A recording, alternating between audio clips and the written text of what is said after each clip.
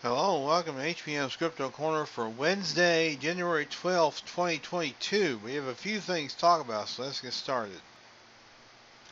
Expert analysis of controversial 1967 Bigfoot footage yields surprising results. Of course, it's the Patterson-Gimlin film. Expert analysis, well, that's just repeating the title. Whether you believe Bigfoot is real is a matter of personal opinion. What cannot be argued, however, is the fact that people in literally dozens of countries around the world claim to have encountered the creature or something similar to it. According to Google Maps, Bigfoot goes by 58 different names around the world, and over just the past couple of years in the United States, the creature has reported to have been spotted in Washington, Kentucky, Idaho, Michigan, Oregon, the Florida Panhandle, Northern California, Oklahoma, North Carolina, and West Virginia. The most famous of the thousands of Bigfoot sightings over the centuries, the Patterson-Gimlin film, was recorded on October 20, 1967 by Roger Patterson and Robert Gimlin. The film, shot on the banks of Bluff Creek in Northern California, has yet to be convincingly debunked after over 50 years. In 2017, on the 50th anniversary of the film's release, Dr. Jeffrey Meldrum, professor of anatomy and anthropology at Idaho State University, told Oregon Public Broadcasting, "It's also easy to say, oh, obviously that's a man in a fur suit, until you see it up against a man in a fur suit." Now, using the most advanced technology available to date, the History Channel show The Proof is Out There, an episode entitled Bigfoot Revealed, asked a group of researchers to determine once and for all if the Patterson-Gimlin film is real or is it just a decades-long hoax. Utilizing the latest technology and artificial intelligence, the film was broken down frame by frame to analyze the movements of the alleged Bigfoot, which they referred to as Patty in the video. Involved in the analysis were the aforementioned Dr. Meldrum, computer scientist Isaac Tian, zoologist Roxy Furman, and anthropologist Kathy Strain. "There are details that are very distinctive of the way in which this Patty creature walks," said Meldrum. "One of the characteristics that seem to distinguish the Sasquatch foot from the human is the lack of an arch, a longitudinal arch, which is kind of a springboard, creating a more stable platform than the human foot." Meldrum added, "That lead foot, where you can see this upward turning of the toes as the last part of the swing phase, just before the foot comes in contact with the substrate. This is a remarkable detail that the film has made more evident." The professor also stated, "I am struck as an anatomist by the massive size of these trapezius muscles and their intermediate attachment on the back of the skull. This is not a human configuration at all, but something that is intermediate between a human and a great ape." The show also recently delved into a recent story about researchers who believe they captured Australia's version of Bigfoot, a yowie, on camera. Experts in that case also couldn't rule out the footage of the creature being real.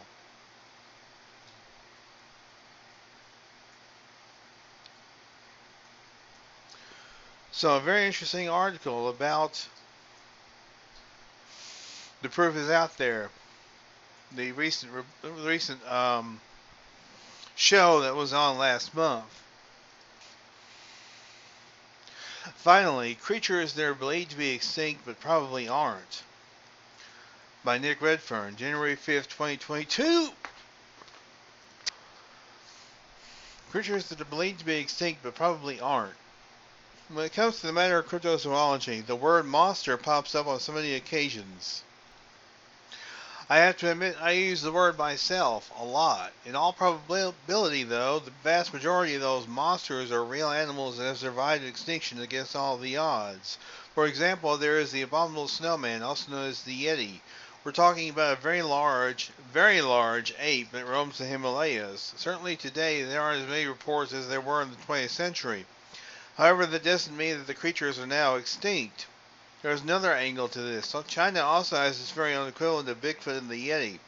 Next to the legendary fire-breathing dragon is China's most famous monster, the Yeren, a huge unidentified ape that most certainly, in terms of its close proximity, has connections to the abominable snowman of the Himalayas and the various large and similar animals said to roam in the huge mountains, such as the Nyalmo.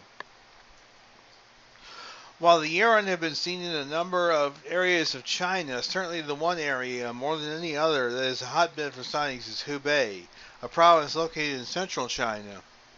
It's a vast place dominated by numerous mountains, including the Daba Mountains and the Wudang Mountains and the Xinjiang Plain. Hubei is also a province through which flows the massive, near 4,000-mile-long Yangtze River, specifically the western portion of Hubei, in which the Yeren has been spotted, an area noted for its dense forests and treacherous mountains. As for what the Yeren are, that is the big question. At the top of the list is Gigantopithecus, a massive, presumed extinct ape that existed in China hundreds of thousands of years ago, and that perhaps may not be quite so extinct after all. Could the Yeren, the Yeti, and Gigantopithecus all be one and the same, all having survived extinction? Maybe. Now let's look at another creature that is supposed to be long gone but might not be. The creature in question went by the name of Magellania prisca, a huge vicious monitor lizard that roamed Australia at least as late as 40,000 years ago. It got its name thanks to one Richard Owen, a paleontologist of the 1800s. He was the man who has gone down in history and who's coined the term Dinosauria, or terrible reptile. As for Magellania prisca, it very appropriately translates to ancient giant butcher and or ancient great roamer. Many might consider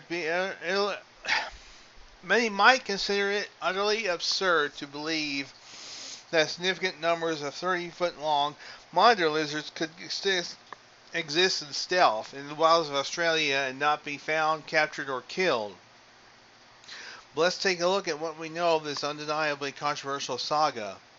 For years, reports have surfaced out of Australia of such creatures.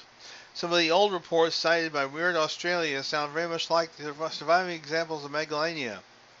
Aaron Justice, in an article entitled Magellania prisca, Dragon of the Australian Outback, notes, Magellania may not be constrained only to Australia. Some sightings suggest it may live in New Guinea. A French priest in the 1960s was traveling upriver with a native guide in order to reach his mission. During the trip, he spotted a large lizard lying on a fallen tree in the sun. Now we come to a creature that certainly cannot be labeled a monster. It has, however, been debated for a very long time as to whether or not it's still around. Or not. It's the thylacine. Their correct title is Thylacinus cynocephalus, which translates as pouched dog with a wolf's head. They are dog-sized, striped marsupials with jaws that have the ability to open to almost 180 degrees. While the thylacine is generally accepted to have died out in Australia thousands of years ago, history has shown it clung on in Tasmania, roughly 150 miles from Australia, until quite recently. Not everyone, however, is so sure the creature is completely gone. How do we know? All thanks to the Tasmania Parks and Wildlife Service and the Australian government's Freedom of Information Act, that's how.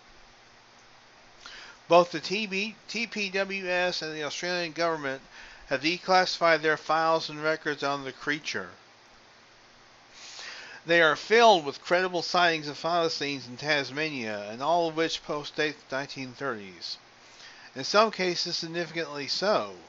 In the TPWS's own words, since 1936, no conclusive evidence of a thylacine has been found. However, the incidence of reported thylacine sightings has continued. Most sightings occur at night in the north of the state, or in or near areas where suitable habitat is still available. Although the species is now considered to be probably extinct, these sightings provide some hope that the thylacine may still exist. So some interesting things to consider there of what may be out there, what may not be out there. That's going to do it for this week. I want to thank you very much for tuning in. You guys are the heart of the show. I always say that, but I always mean it. And I will continue to do this as long as you guys want me to. And hey, until next week, y'all be good and be good at it. This is May-HBM Cryptid-Corner.